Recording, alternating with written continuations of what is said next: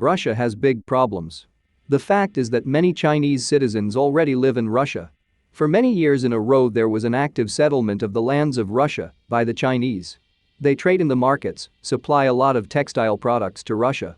They sow the land, grow various plants. And then these vegetables are sold in Russian markets. Chinese citizens even work in various firms. For example, the sale of Chinese cars in Russia is on a large scale. Chinese employees of automobile companies work in large numbers in various regions. As everyone knows, now in Russia there are problems with cars.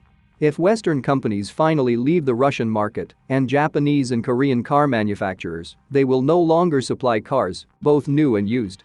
Then, undoubtedly, this niche will be occupied by Chinese cars. They will be imported in huge quantities.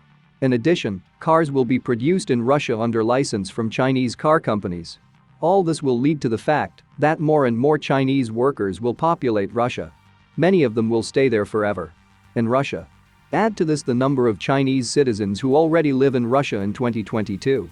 And you get the actual Chinese population. What will prevent China from declaring the lands of Russia its territory? So, as there will be a Chinese-speaking population.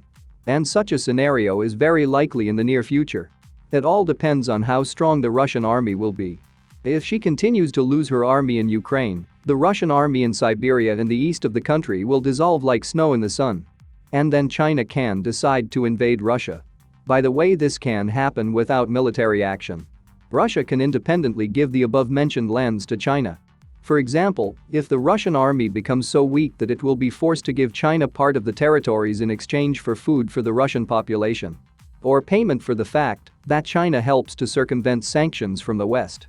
In any case, this option will be if Russia continues to rapidly lose its army and lose its economy in this war.